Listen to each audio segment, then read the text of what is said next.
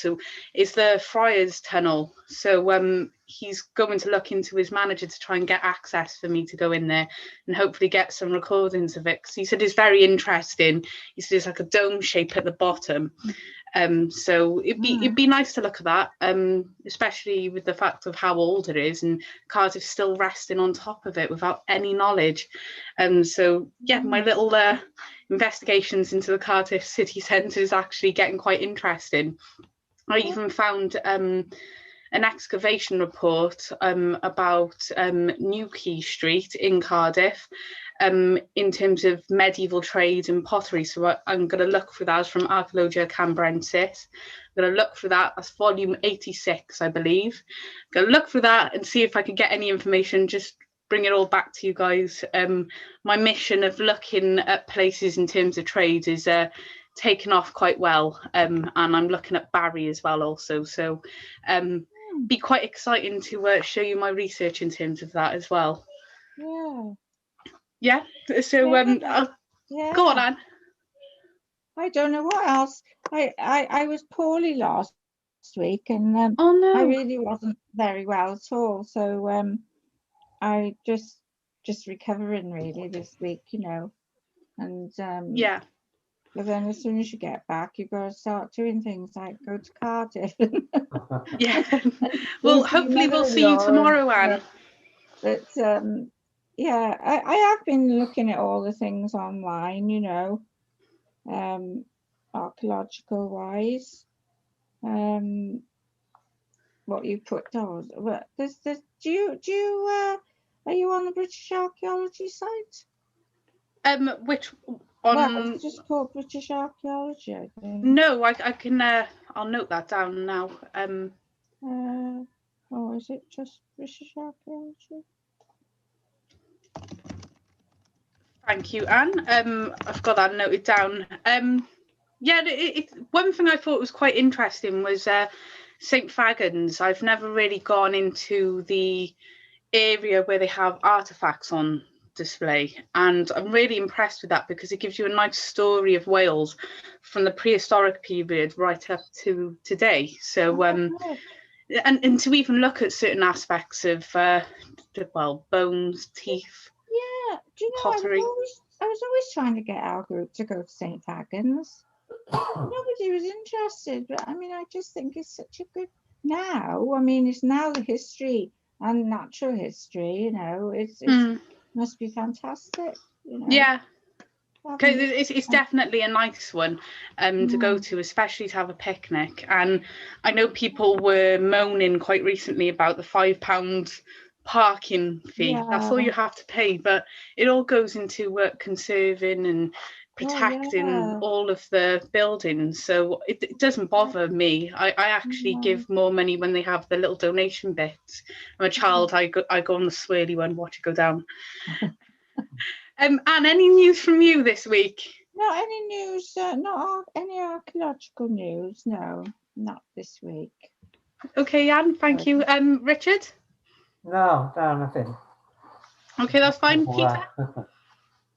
No. Yeah, I mean, it was interesting. The last talk we had was about the Anglo Saxons, wasn't it? And what sort of people they were. And then there was that thing on archaeology about that they didn't have different DNA. Or did they have different DNA? No, they didn't have different. It was more cultural that they were different. Oh, yes, I've seen that. I think you liked it, Anne. It was more cultural than genetic. The Anglo Saxons are mostly European, weren't they? Yeah. From Germany and yeah. So it would make more sense in that sort of way that it was more cultural than genetic. Yeah. Especially with all the interactions with different people and cultures in Britain at the time.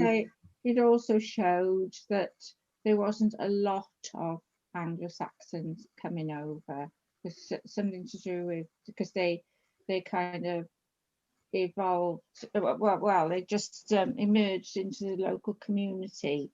So it was something to do with testing the strontium or something of the teeth. Yeah.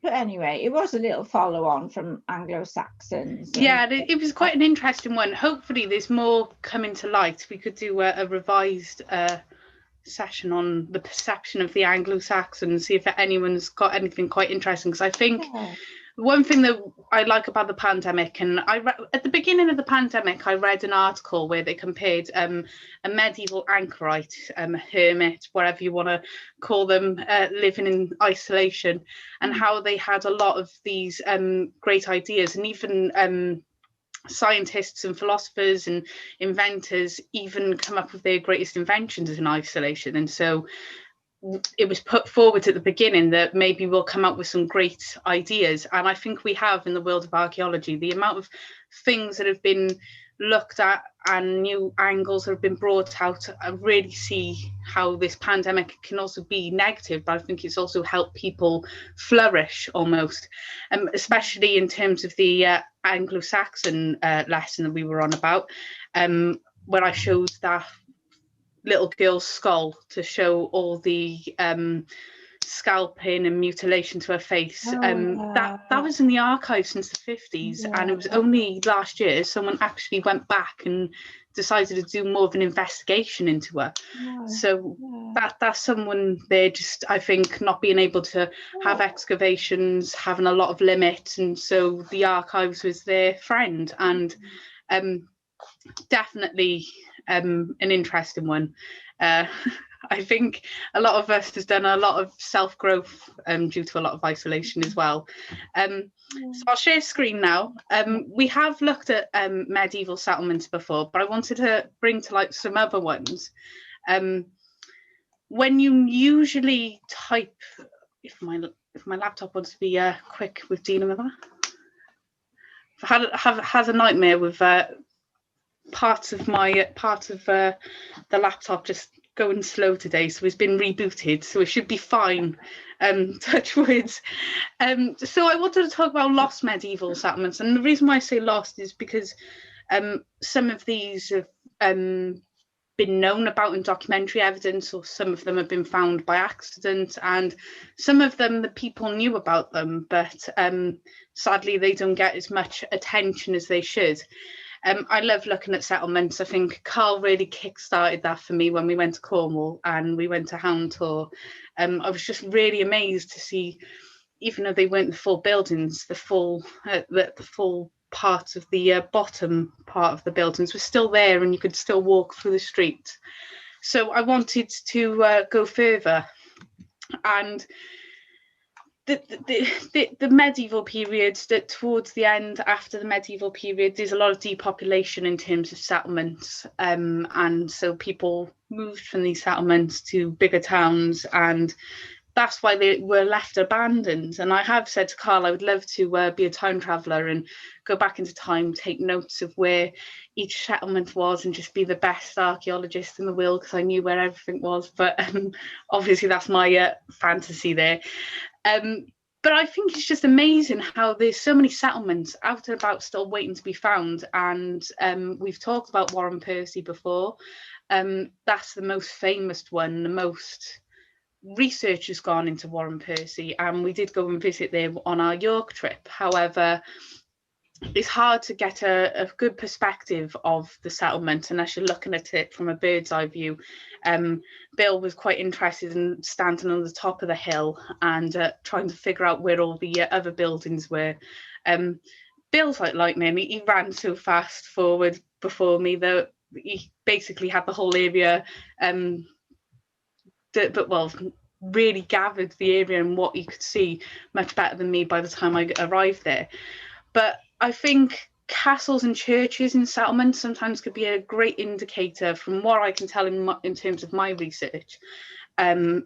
E.A. Lewis had written a paper about the development of trade and commerce and industry in the medieval period, and how castles and churches can sometimes be telltale signs for a settlement, because castles and churches acted as authority of regulating taxation and making sure all the goods were coming in and making sure that everything was running smoothly. And I think that is where you start to see in the later medieval period this starting to boom. And it just seems quite crazy that some of these settlements can be thriving and then all of a sudden they just go away. In Cotton, where we went in York, we found that there was a settlement that had been occupied right up until the 1800s, but only one individual was living there. And the church was being used by another village nearby. And the church is still there, but it's just amazing how the course of these settlements change over time. And I wanted to bring attention to this this village here. This is the reconstruction that they have of the village. This is what they think the houses would have looked like, and it's near a stream. Stream's important for water. It's important sometimes if you're near a river for trade as well. But you see that cross in the middle, and it did remind me of the settlement up in Landock, because there's a cross there. And I was thinking maybe this is a tradition from the early medieval period, early Christianity, of having a meeting place for worship. However, this isn't something that's been confirmed. It was just my take on just looking at this image. And this is in Glasgow, Scotland. This was a mystery for a lot of archaeologists, because there's a lot of discussion in terms of documentary evidence, charters, that something was going on here. There was a settlement here and it was thriving, and they had only found it due to the improvement of motorways. It's normally how things go, isn't it? They start building a motorway or building a shop or buildings and they find something by accident. But this is where they start to find evidence of houses and buildings. And they think that this was a settlement that had gone on from the 1300s right up to the 1600s, which is quite interesting. I think the 1600s, to me, the Tudor period's very murky. It doesn't really break away from the medieval period quite well. The medicine's the same, some of the beliefs are the same. What's really going on in the Tudor period is a big shake-up in terms of religion. And I think the 1600s is where we start to see this modern history. And then you have early modern, I would say, from the Tudors all the way right up to the prehistoric period. But this was a great find because people had ideas of this being nearby. They knew about this cross that was near there. It was all broken apart. So they're having telltale signs beforehand, and it was staring at them in the face. And after they had started to find parts of the building that was situated quite nicely, they started to excavate further, and they found lots of artifacts that showed us how this settlement had ranged from the medieval period onwards. So there was evidence of medieval pottery, a lot of fragments of medieval pottery. There was copper coins there. There was even tobacco pipes, which shows the later period, and there was other artifacts which we'll get into. But it was very interesting to see this area and what was being produced from it. The medieval period, the excavation site was located near a 12th century moat and bailey, or a fortified castle. And then at the 15th century, there was a church nearby. And it's the 10th to 11th century that we're starting to see more evidence of monuments being put here in terms of religion. And this had stayed here for hundreds of years, some of these monuments, and it was moved to Hamilton Parish Church in the early 20th century. And the main focus is one of the crosses. Where the cross once stood, there's a marker stone close by the remains of 4 medieval structures. And these remains were remarkable. They had survived so long, and it was literally surviving on the edge of a hard shoulder of the 74, and some of the remains were extending southwest underneath the road foundation. So this was very close to the road, and it was in danger of being lost forever, but they had found it at the right time. They had radiocarbon dating evidence here to suggest that the people settled in the area from the early 1300s, and like I said, they remained there to 1625, according to the evidence that they have of certain artifacts. And experts uncovered a lot of metal working remains at the site, which could indicate that the medieval inhabitants had smelted iron and even practiced blacksmithing in the area. And what I've got an image of here is this buried iron dagger, and people looked at this as a way of protecting themselves and their home from danger, and that could possibly be the point. However, I just looked at it as a dagger is essential. We have loads of knives at home. Doesn't mean that we're warriors and we're going around stabbing people. We've got knives because I think my mum would lose the plot if she was given anything else to cut potatoes with, and I don't blame her. But it's just looking at that, I don't understand how sometimes a dagger, a weapon, can suggest that it could be for hunting, it could be killing animals. So I don't necessarily think that this was evidence of them trying to protect themselves from danger, but I think that was something that they did consider, because they're near a fortified castle that could be a target as well. And a lot of this highway construction, it destroyed most of the village's remains, which is a shame. And so a lot of structures and maybe some even artifacts had been missing forever now, just to never be discussed again, which is a shame. It really does make you quite angry that no one thought to focus, but I guess you can't really treat every construction area as an archaeological site sometimes if you weren't expecting it.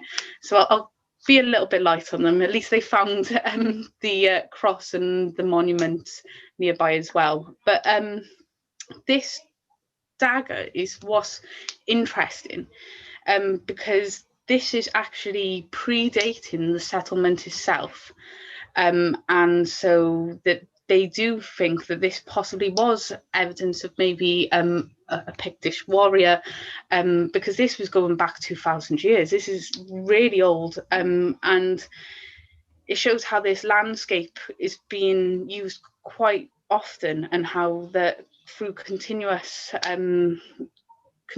occupation of the land in some sort of way. So it could give us a lead of maybe looking out for other sites that might be older there. But it was buried underneath the foundations. And they even looked at the mineralized organic material on this blade, which suggests that when this was buried, it was intact and it was still usable at the time. It's deteriorated. And this has got a very long history. So they're finding something from the Iron Age period in a medieval settlement, I think, which just makes it even more gorgeous. But there's also been other artifacts that have been discussed from the medieval period, gaming pieces. They've even looked at maybe this dagger being dug back up in the medieval period. This is something that they've discussed with the National Museum of Scotland, but maybe this dagger being dug up and then reburied near the settlements to act as ritualistic reasons, maybe magical reasons of protecting the home, which would make sense if you bury a dagger nearby. Maybe there's been throughout history, remembering their ancestors. Maybe this would provide evidence of protecting their home with the charms almost, which is quite interesting. But they even found other charms that have been used in the area as well, stones with carvings on it, in terms of protection, in terms of fertility as well. And I think that's quite interesting, because we're seeing a settlement that's telling us more about the ritualistic area, the ritualistic aspects of that settlement. So I think, to me, Warren Percy's good, and we know a lot about diet and weaning off breast milk, and the fields to work on, and the breeding of rabbits to sell and eat, and the river nearby that's now gone. We know a lot of that, and it's amazing. However, I think in terms of this village, we're finding a different aspect of it, of beliefs and maybe the effect on of paganism, maybe in terms of manifesting things through drawing it out. It's almost like a manifestation, just writing out. I know quite a few people write out runes that can mean things to them, and they burn them, and so that is releasing it to the universe. So maybe that could be a way of it for them. But I'm going off on a tangent there. And then we get to this very interesting one. This was also found in Scotland, southern Scotland, and an archaeological team was called because they had found remains of a village. Again, this existed around about the same time.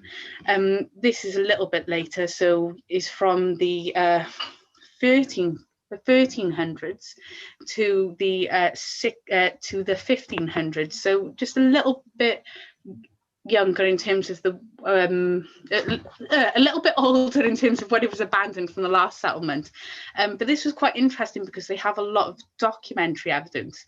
They found pivot stones here, which they believe was used as hinges for doors. There was even evidence of cobbled farmyards, foundations of walls, buildings, even ovens were found here.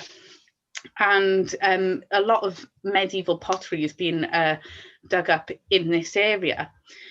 And they believe that this was remains of a village called Philippol, which they trace back the first reference of this to be on the 10th of March in 1316, when King Robert I, he had granted the western part of the lands of Philippol to be one William called Turnbull, and the eastern part of the lands to William Bartonsaw,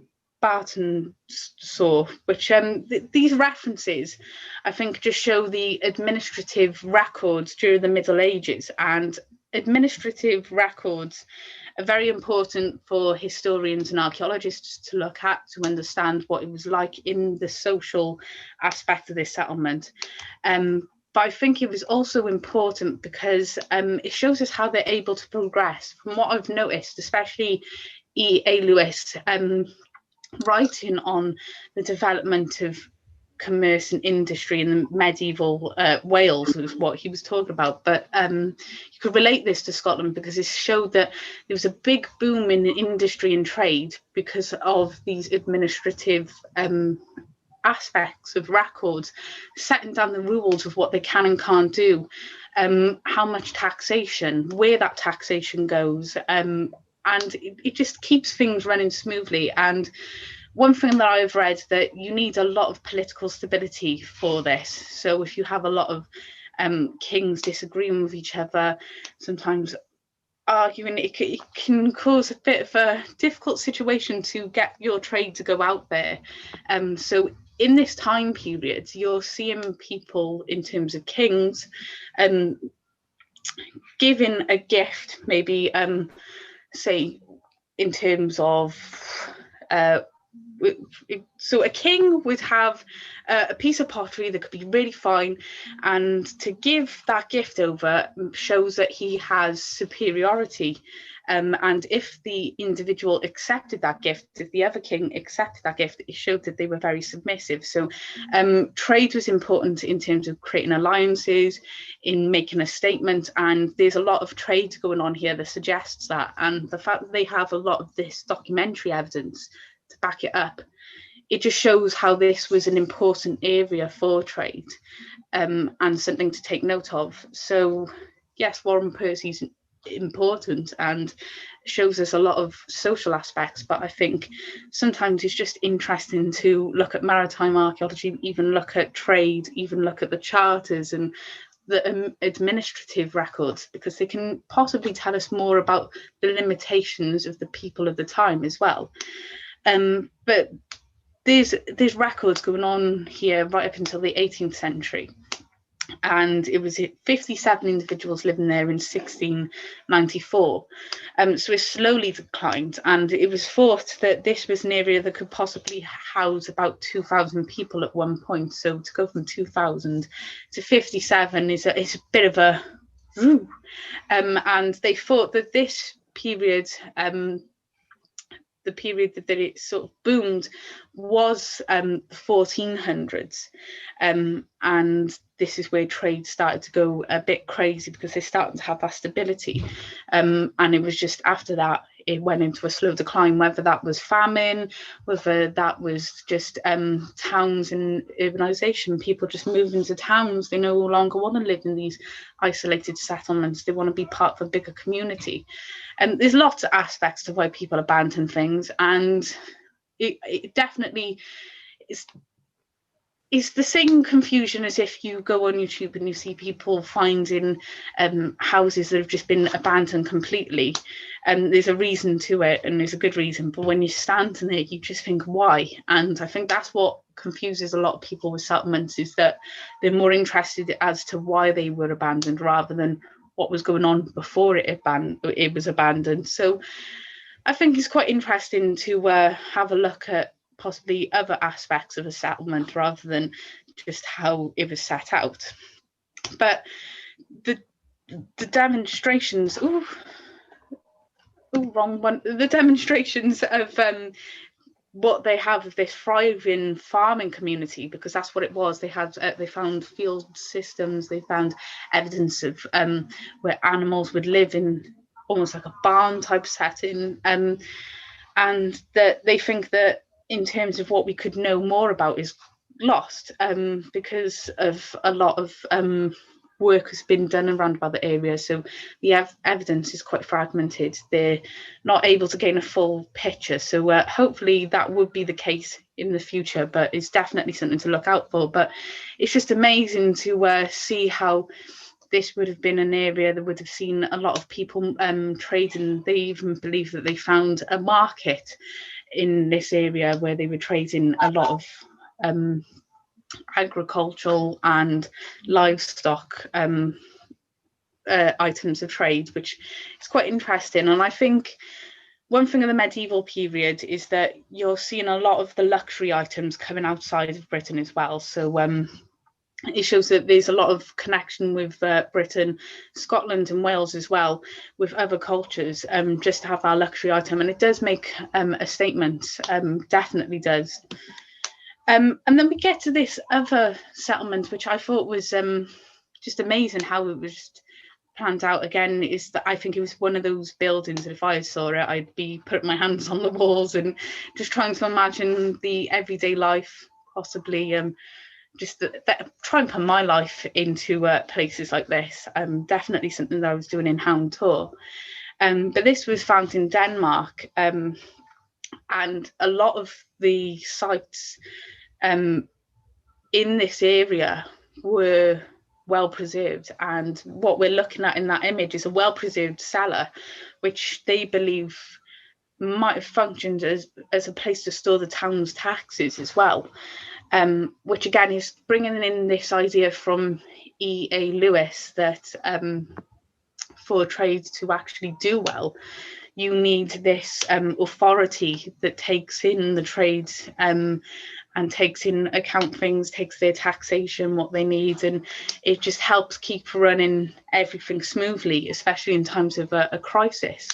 And when I say funding, a lot of areas as well, in terms of what this article was saying, was that they'd possibly keep back some of the trading items for food if needed, or anything that, if anything didn't go right, they'd have a backup, which is good. But this was found in 2017, just 2 days after my birthday in November the 16th, and they found, it's how I always remember places, and if they're closer to my birthday, it's much better. But they even found 3 courtyards here, which were surrounded by buildings which they believe could be part of a market in the area. And it did sort of remind me of a very what do you call it, a very ahead of his time, because it was the way things were set up. They understood the need of regulating everything, ensuring everything was all fine and dandy, who they're interacting with what trade, and because of this we're able to see their amazing structures because they've been built so well. But this is in Tollerup in East Denmark as well. I forgot to mention that. But there's a lot of historical sources in terms of this site as well, which is what caused archaeologists to have a lot of interest in this. Archaeologists were looking for this for quite a while, and then they did find it. But the farm belonged to village rulers in terms of the historical documents, and the cellar was in the largest farm, possibly where most of the trade was being done. And it was just revenues where a form of objects were collected from the villagers and kept inside just for a rainy day. But Governor Christiansen, who was an archaeologist in Denmark, had said that the interesting thing about this find is that we have some very old written sources that give us an entirely new understanding of what we can interpret from the excavation alone. And that's what's important, is that historical sources can act as a foundation. So in terms of what we were looking at with Kathleen Kenyon last week, she took the Bible as a historical source. She understood the story of Jericho and where it could be, but she didn't take it as gospel. She had tried to look for possible inconsistencies or consistencies, and I think that's what they're trying to say with the historical sources, is that they're using it as a guideline to try and see if there's any consistencies or inconsistencies here.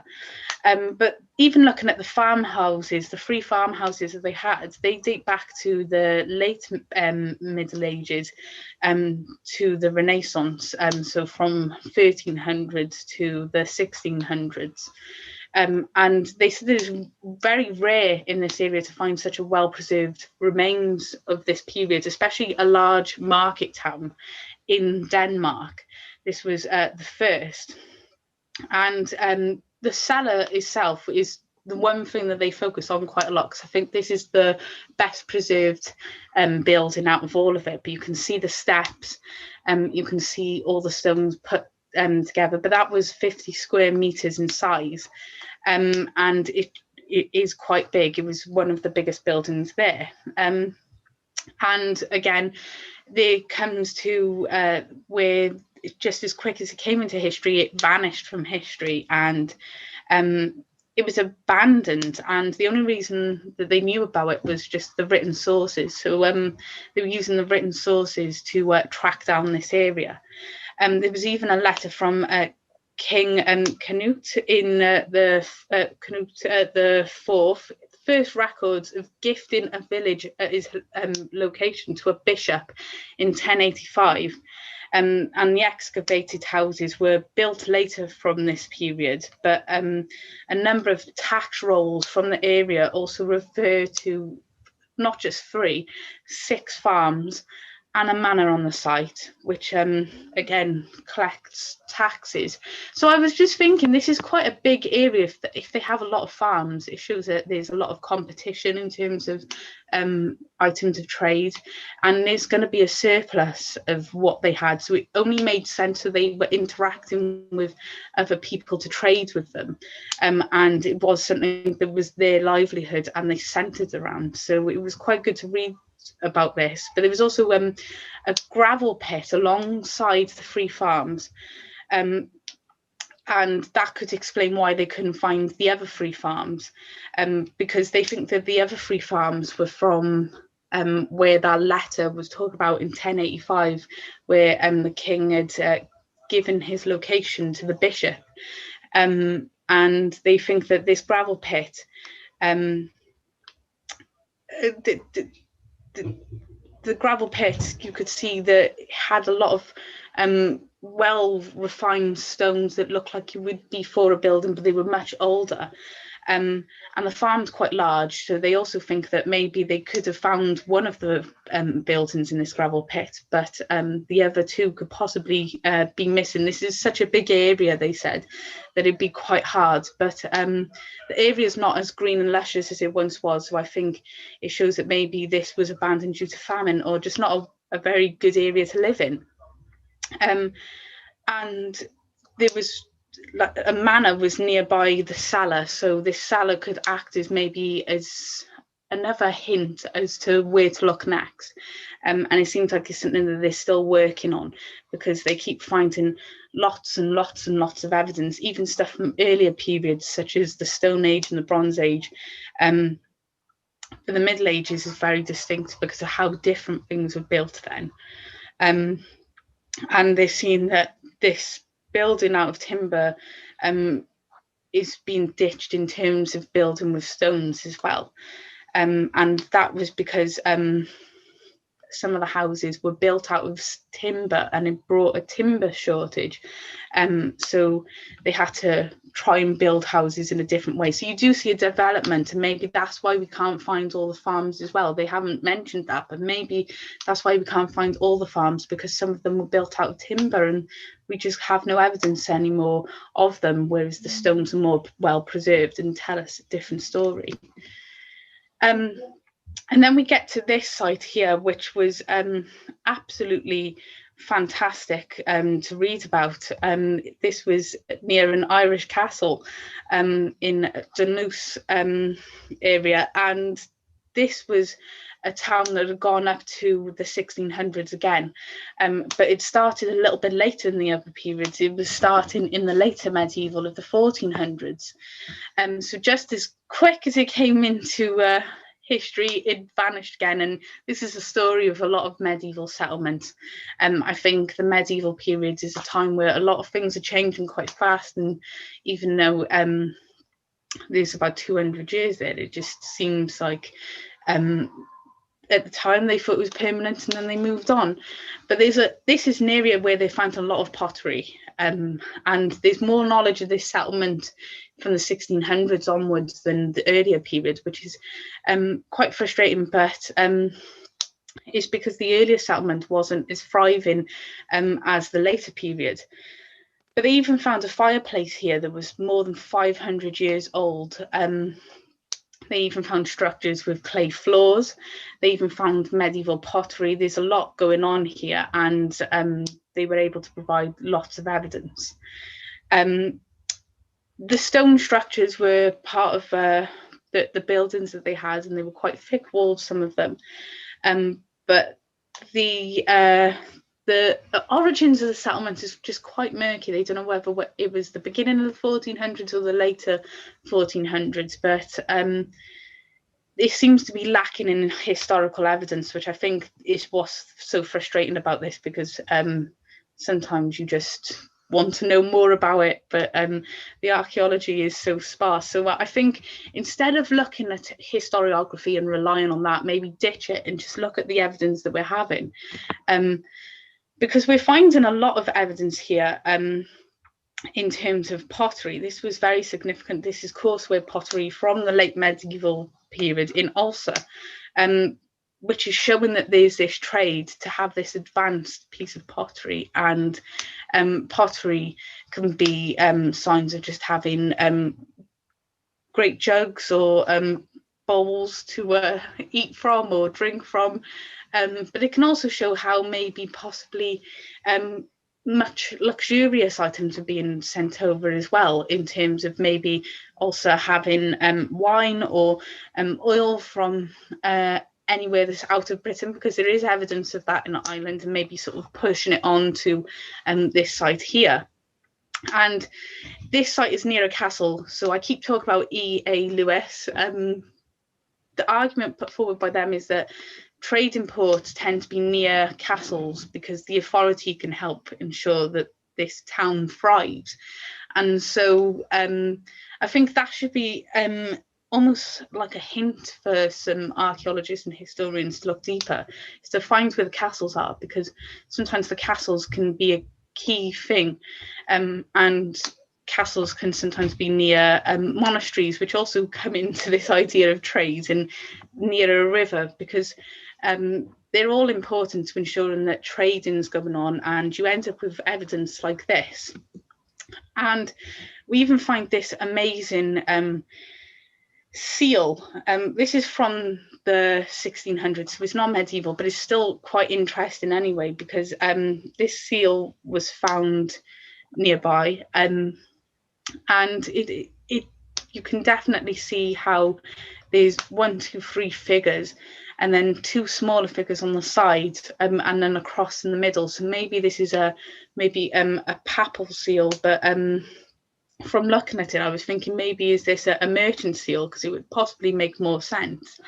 But it shows that this seal, to me, shows that there's more importance. Maybe someone's not looking at all the historical records, because this seal would match up with a charter or a contract or any legal document that's important. These seals are important. A lot of people freak out about seals because they get stolen as well when they're like this. There's quite a few medieval gold seals, but as you can imagine, quite a few of them have been stolen and put on the antiquities black market. But from this medieval site that went post-medieval, this is amazing. You can even see some of the facial features on this one individual here. Just eyes and a nose. I can make it out, his little nose and his eyes inside it, but I'm seeing 2 types of crosses here, and an individual here. And it could possibly be, to me, it looks like a merchant seal, but I know the report said maybe papal, because they were looking at maybe them as bishops. But then at the same time, the medieval period and beyond, a couple of years onwards, is that monasteries or even churches had a little bit of a monopoly in terms of trade, because you have a lot of, in terms of Wales, you have a lot of monasteries that are getting involved in farming and selling that on, even wool making. So, but that was where I was coming from. Maybe there's a limitation in terms of trade there, rules for them to know, and that was what was important. But maybe in terms of looking at Ulster and the historical documents there, and see if we can relate it to that area, maybe we could get more information. But sadly, we do not at the moment. We need to get that man. I don't know if any of you have seen this man. He there was a seal that was put online on Twitter, and no one could figure out what it said. No one could figure out what it meant. And this one man from America just basically said, hear me out. I can't remember what it was, but he cracked it. He found out what that seal was, and he's been applauded, because he was only doing it as a form of entertainment, just being curious and just looking out for things. So I think sometimes academics are very tunneled vision, and having someone from outside to tell them more can sometimes give you insights that you didn't really think of before. So yeah, to be honest, even in terms of their heads, it just looks like they've got silly clown hats on. It's really bothering me. It's supposed to be the seat of the clan McDonald. Yeah. No, McDonald. So, and of course they were, religious in those days. They do look like priests or bishops or something, don't they? Yeah, they especially the way that they stood. To me, it makes me feel in terms of the crucifixion, where you have Jesus above, and then people by the side of him, but then you've got 2 individuals on the side. So wish they'd tell us more about that seal, because it looks lead to me as well, which is common for the time period to have a lead seal. It's better than having a parchment seal, because they're frustrating sometimes. They dangle off and break. So we'll get to the next site, which was Tappernagh. This is a spectacular site that's given us a lot of evidence from the early medieval period, but a period where we're seeing the Pictish roaming this hilltop and enjoying what is going on here. So from the 3rd century, but the 5th to the 6th century is where we start to see this medieval settlement. And it's thought to have 4,000 people residing here on a hilltop in Scotland, and it reminded me of these hilltop sort of areas in terms of Glastonbury, Toro, Dinas Powys, so just having something on a hilltop and is kind of looking down. Could be a defence thing as well. It could also be something else where it can make it easier for them to stand out to other people, maybe for trades. It's just looking at things differently. Like Carl says, sometimes it's not always about defence, and I agree with that. But this was in 2020, so like I said, 2020 is bringing out a lot of interesting things in terms of archaeology and history, and a lot of different types of ways of looking at things in the landscape. But this was found because someone was using drones to have a look at the area from a bird's eye perspective, and they believe that there was about 800 huts here in this village as well, which had slowly been built up to be houses. And archaeologists have worked on the site. I don't know if you can see on the image is a little bit of a dig going on here. So they didn't look at all of the area. They tried to be not so invasive with the land. They were taking a lot of geological surveys, a lot of pictures, but there's a Pictish origin here and how they moved forward in terms of into the medieval period. And they believe that this is a fantastic find for Scotland, because like all the other settlements that I've shown you, they seem to be from the 14th century onwards, and some of them can be from the 12th century onwards, but this site is the earliest because it's going from possibly the 3rd century and is developed in the 5th to the 6th century, where 4,000 people are residing here. This would have been a big area, and I think very beautiful. To even live there would possibly be no different for them, but for me, I think if I stayed there, I'd be like, oh, look at this, I'd be so lucky with all of the views. But this is having evidence of this post-Roman settlement, which is much earlier than the 12th century with what they're usually used to seeing. And the University of Aberdeen have been radiocarbon dating a lot of the areas to find a dark time frame. And there's been a distribution of buildings that they were likely to be built and occupied at the same time as well. Many of them are positioned alongside the trackways or clustered together in groups. So if we go on to the next image, you can kind of see how this land, they believe that this was a hierarchy going on here. So you can see some lines in the earth, but they believe that here was where they were having the elite stay in, maybe in terms of possibly administrative buildings as time had gone on, in important sites, but you're starting to see ditches around here as well. They believe that there's sort of more buildings that have yet to be discovered. You've got lines going that way, and they haven't really looked at this, but they believe that there was a hierarchy in the way that this was set. So all this area here was possibly occupied by the ordinary man, and the top was just by the elite or whoever was the leader of the area. And they're saying that this was truly mind-blowing, because this is shaking the narrative of this whole time period and what we know of it. Having a settlement that it's gone on to the early medieval period, and there's a size of the upper and lower forts as well. So they believe that there was a fort here and possibly a fort that would have gone possibly all around as well. So there's an upper lower fort, and they think that this upper fort is the older one, and then the bigger fort is the later one. And it's quite interesting because you do see how that's how some settlements expand out as well. But this is the biggest thing that they'd found in Scotland in terms of the early medieval period.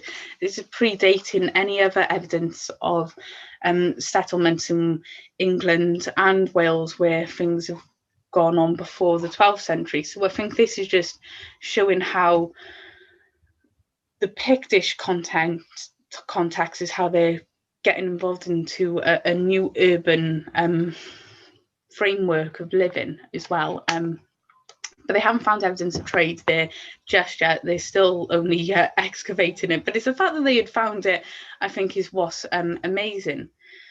And then we get to this site in Anglesey. This is quite an interesting one because, again, you're seeing these structures that are just left there for us to find. And they're quite well preserved.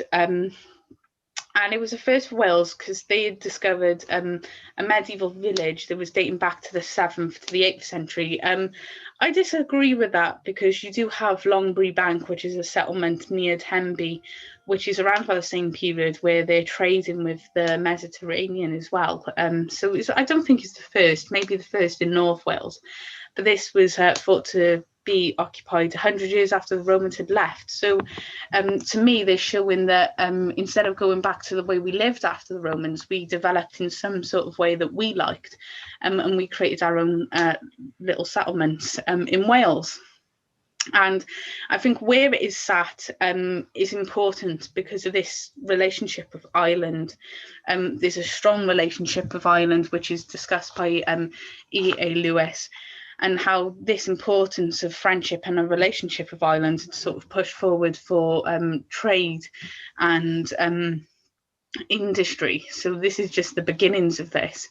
But Ireland has provided a lot of trade with Anglesey throughout the period, so it's quite interesting. But the building that had been covered up with over 1 metre of sand, and this was thought to be due to a well-documented great storm in 1331. I think that that's the reason why it was abandoned. Maybe this great storm it brought to his collapse, which is a shame because I think this could have been a settlement that would have developed further and could have been one of the earliest medieval sites that have gone on from the early medieval period to the later one. But that was his fate, unfortunately.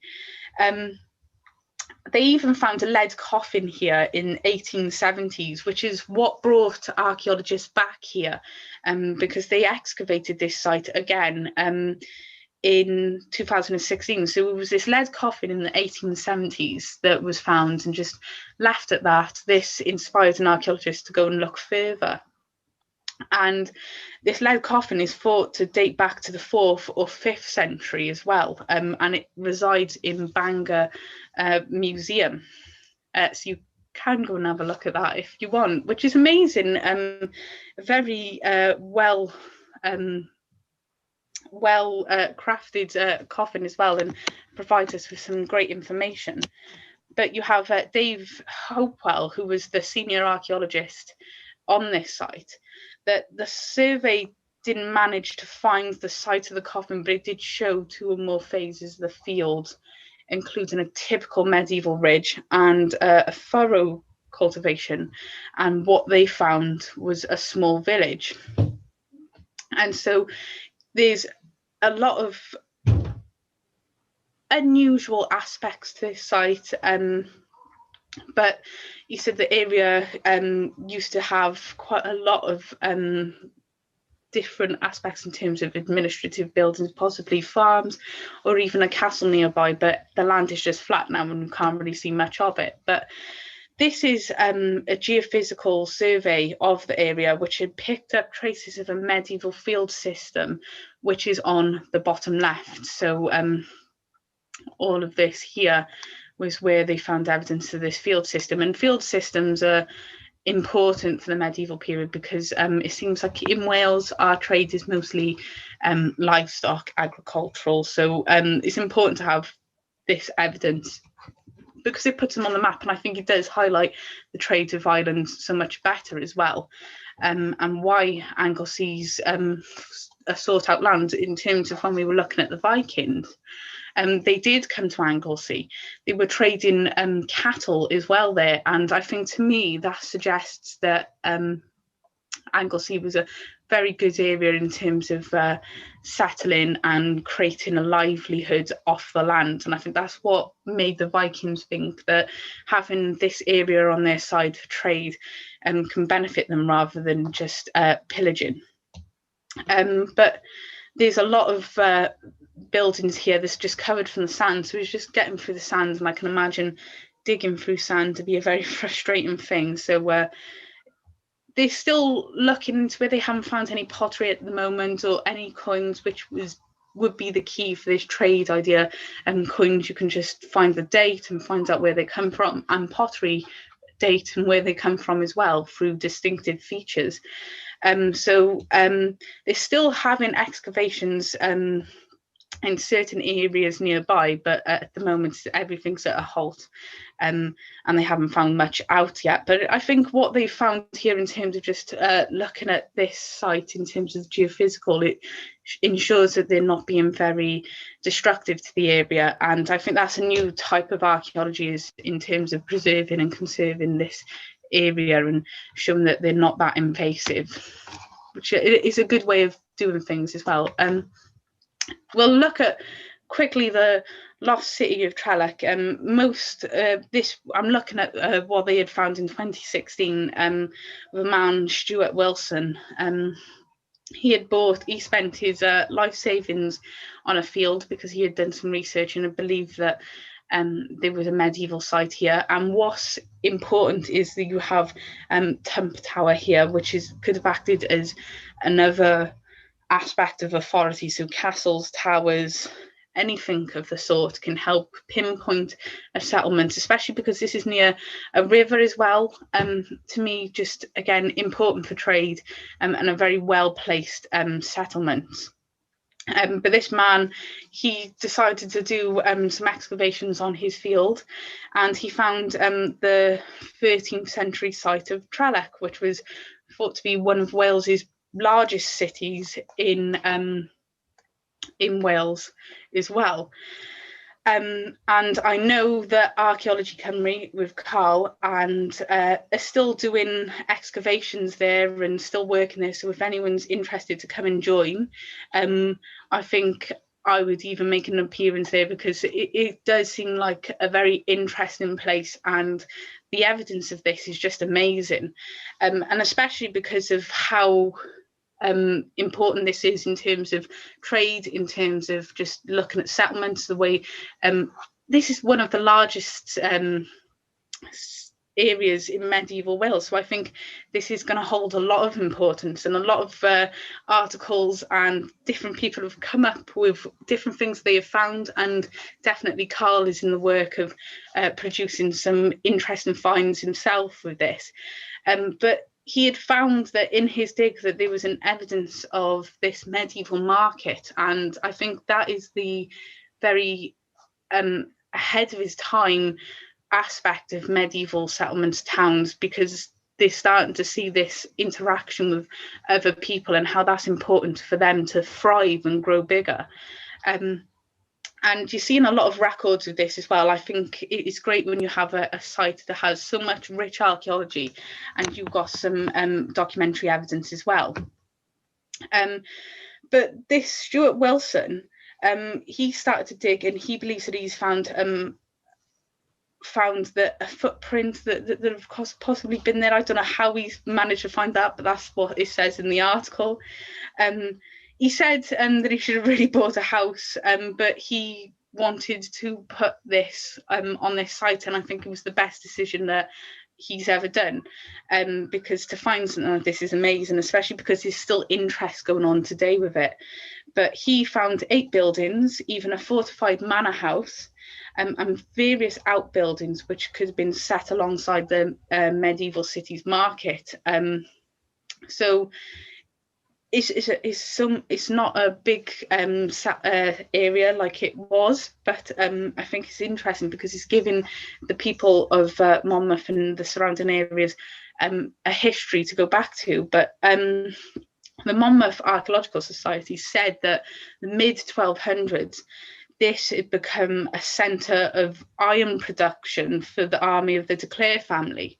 And the de Clares were a family of powerful and influential Norman lords that had allied with King Edward I in his bid to conquer Wales. So we're seeing a lot of aspects in terms of conquering the Normans and just medieval life as well. And it shows that, to me, the south of Wales really seemed to take advantage of possibly the stability that the Normans could have possibly given in terms of politics. E.A. Lewis said that people really took this to their advantage and really tried to make their trade go really big at this time. And it worked for quite a few people as well in lots of areas of Wales. But this was just showing how this size of the settlement had grown. They believe that there was possibly a population of 10,000 people. So when you look at London today, they think there's about 40,000 in the centre of London, so it's quite large. And the population grew to a large size, and this was amazing because this is showing where people are gathering, where people are connecting, where people are connecting with other people, passing on different types of pottery trade. And I think this just helped build up the identity of the people of this town, because it shows how trade can really affect how people live, and it shows how wealthy the people were here as well. And the market towns are very social, and a very social aspect of trade, so it wasn't all mundane as I possibly make it out to be. But there's a lot. This to me seemed like a settlement, a town where people saw it as maybe a way of rising up the social ranks by going to the marketplace and trading these luxury items that they had. And to me, that's what it looked like. It was almost like when you ask people from Cardiff, where'd you think where'd you go when you think you've made it, and they always go, oh, London, because it's a big bustling site. They see that as a place to rise up the ranks, and maybe that's what the medieval version was in Wales, was Trelloc, to allow people to climb those social hierarchies. So it was quite interesting. But Stuart Wilson, I just wanted to show you the pottery that he did find here as well, some great pottery. And people are saying that in terms of the pottery, this was 15th century. And he said that this was evidence of possibly wine, or possibly even this jug was obviously carrying some liquids that would be quite good. But what he's looking at on terms of the left side is a medieval roof finale for scaring off witches as well. So we're having this magical aspect be brought into settlements. I do like settlements for that aspect. I can't find it, and I tried looking for this lesson, but there was evidence of a settlement that had a cat buried underneath the stairs, and it was a ritualistic, magical aspect of medieval life to ward off evil as well, which is quite interesting. But his site has provided a lot of information for us, and I think that's the way of looking at it, is how trade can be regulated by authority, and how that allows a town or settlement to grow, to thrive, to prosper, and how that attracts more people, because to them this was an area to rise up the social hierarchies, the social ranks, to make a better person of themselves. Historical documents are not always accurate when it comes to location, but it can help us know what we're looking for, and even tell us the importance of this area as well. And I think medieval settlements, from what we've seen, that they thrived beyond the medieval period. So people discussing in terms of settlements dying out by the Tudor period, not so much in the 1500s, possibly the 1600s is when they die down. But I think I hope I've shown you, especially Trellick. We've heard a lot of it with Karl, but I don't hear a lot of people talk about it. And to me, that just shows that War and Percy seems to be the one thing that everyone bows down to. But we need to look at the other settlements from different areas and what they could tell us that's different to War and Percy as well. But it shows, I think, a lot of medieval settlements are trying to develop this sense of trade and have evidence of communication with major towns nearby, and how this allowed them to just push further to be a very good and successful town or settlement that has marketplaces. But it seems like archaeologists now have taken the route of conserving archaeology and refusing this invasive archaeology to actually find out more information. I know Carenza Lewis likes to cut a big chunk of the ground out and just analyse that rather than digging up areas, because she's looking at a currently occupied settlement as well. So that can be very challenging, I think, in looking at a settlement and trying to get more information. But in terms of this, I think Karl's work at Trellick would be of an interest with anyone that's interested in settlement and just how they vibe, especially looking at the evidence at Trellick to see how this would have been a bustling town that would have given people much hope for better opportunities in the future as well. So I'll ask questions now. So Peter, is there anything that you'd like to ask or add? Peter, you're on mute. Hello, hello. Yes, I muted when the clock came on. Asleep. Richard, Hmm? look, can you unmute him? What? Easy. Can you not hear him now, Anne? I'm trying to wake Richard up. Oh. He's all good. I can see him smiling. I can hear Peter now. Peter, anything that you'd like to ask or add? Well, each of these places, they had to have a reason for being there. Yeah. Now, either they were rich and self-sufficient agriculturally, or perhaps there was something in the geology of the area which gave them a benefit for trading in. Perhaps they had extra skills in that area and the materials to trade. So it's more important to know why it was there and what they did. I definitely agree with that, Peter. I think that's a question that people ignore. They're more interested in it as to why it was abandoned rather than what attracted people there. Because it can tell us so much more about the landscape as well. And even down to, you can't just pick a spot and say, we'll start trading here, because no one will know where you are. So there's got to be a reason, and especially communication with other areas as well. Thank you, Peter. Take Barry, for instance. Barry was a major exporter of lime. Yeah. And the old lime kilns over by the old harbour, and they were ancient lime kilns, and there was the key for actually exporting the lime. Yeah, and that's part of the reason why I've taken Barry for my dissertation, because there's a lot of evidence here with the lime kiln and even bits of pottery that's being found. So it's almost like the lime is being traded for other objects as well, in terms of pottery, or even anything that was inside the pottery as well. We had the clay bits for the pottery as well. Yeah, definitely. So you're creating, and you even have the limestone. It's a great area as well. So and that it shows why people were attracted. So you were right there, Peter. And thank you.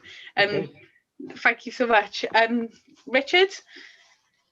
No, pretty interesting, nothing much so, But as Peter was saying, there's loads of these medieval villages around that have been abandoned, and there's quite a few around Barry and right through the Vale of Glamorgan. Yeah, definitely. We've been to Trellick, and Trellick obviously was an area of rich agricultural area. and so they obviously the agriculture was their main trading. Yeah, definitely. And I think it'd be interesting if I might actually just sort of put that as my aim, is to try and see if there's any more documents to point towards Trelloc as well. Because I've it is been an there amazing with Carl, site. and it is quite an impressive place. Yeah, definitely. It seems like it's a very huge place as well. It certainly is, yeah.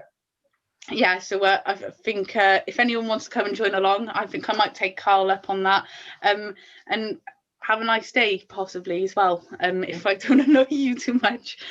So yeah, thank you, Peter and Richard. Anne, anything that you'd like to ask or add?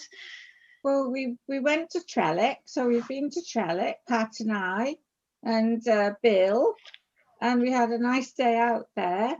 Lovely pub down the road. And thanks, Anne, I'll take notes. Yeah, and yeah. Trust you to bring out the pub, yes. It was a nice pub, they had a nice pint, yes. We've met, I've forgotten his name now, but Dorothy bought me a pint there.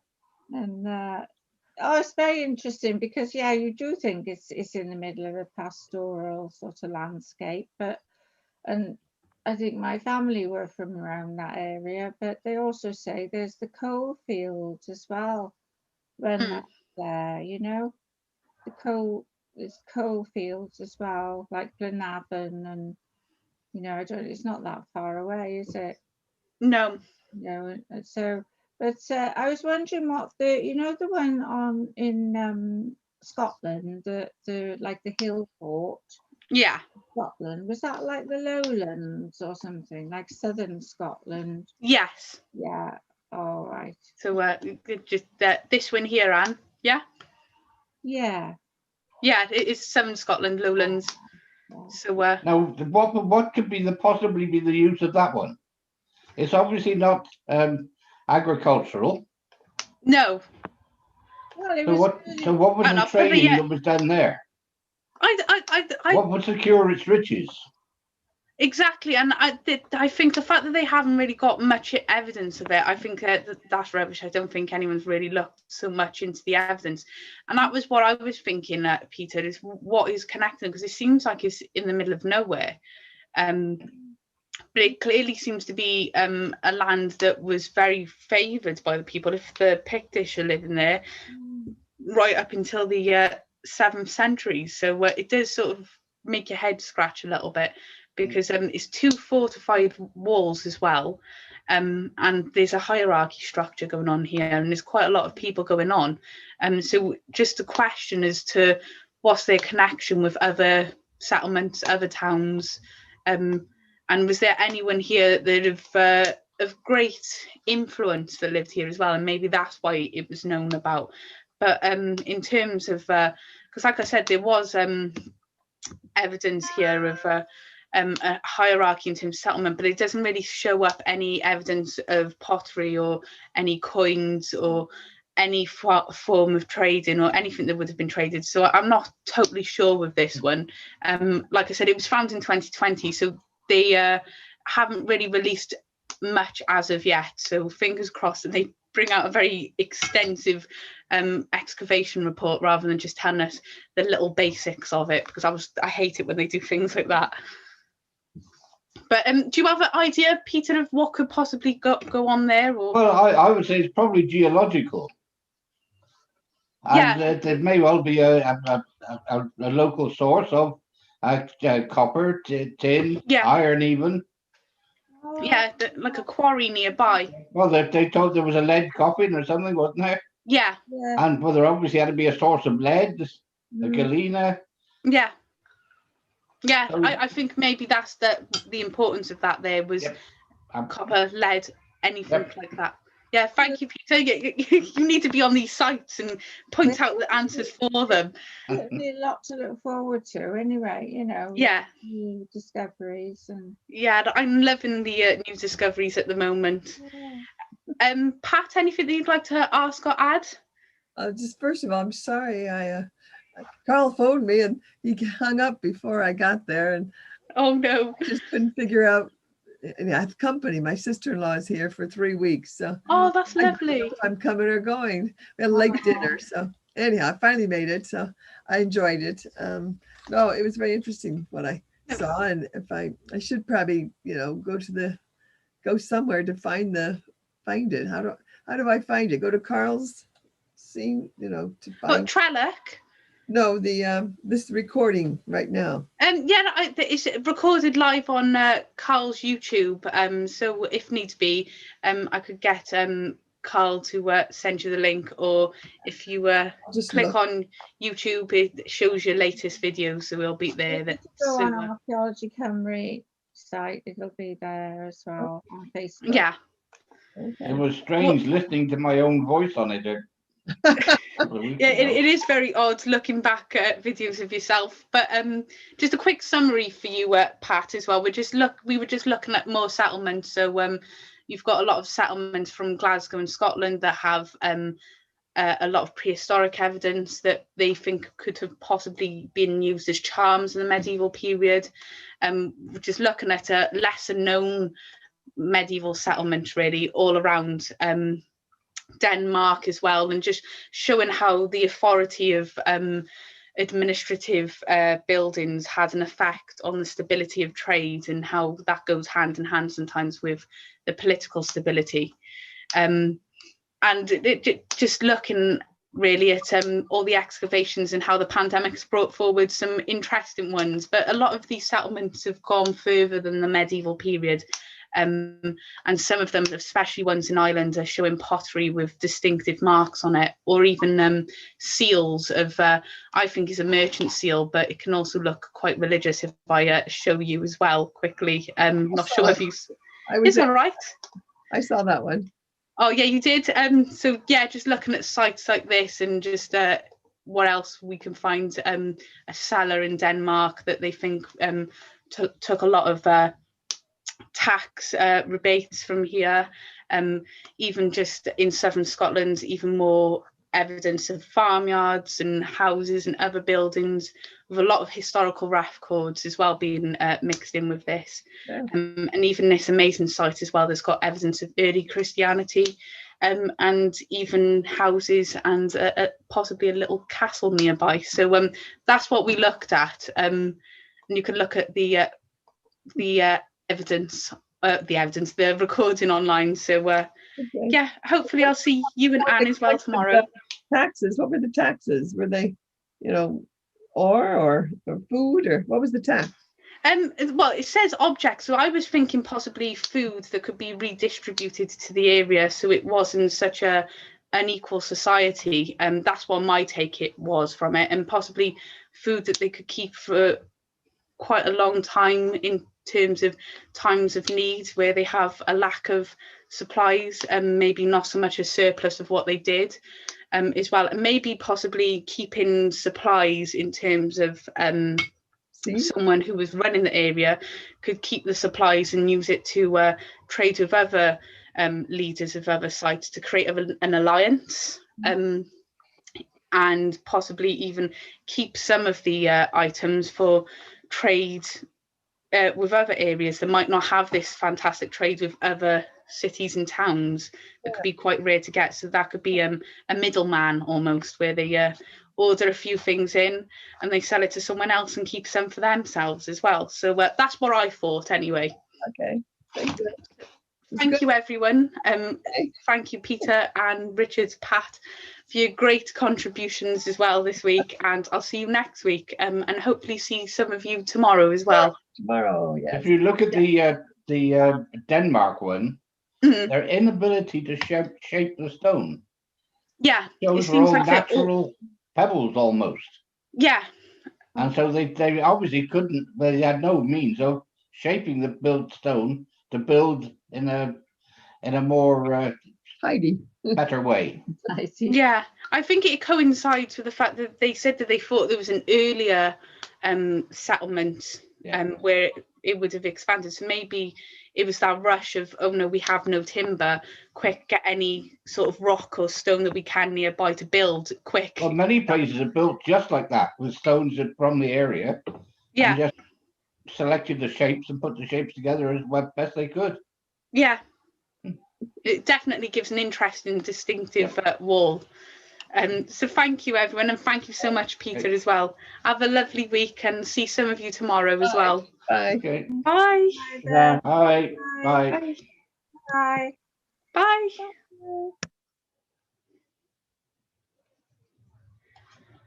It's just me, Anna, and Ellen now. The dream team.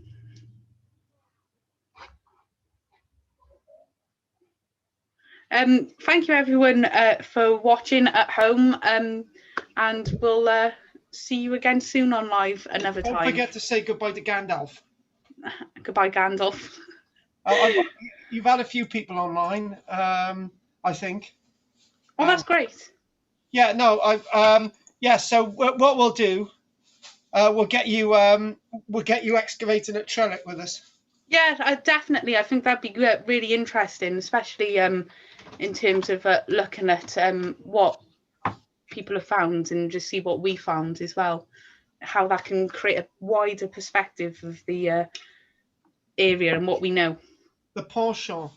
I tell you what,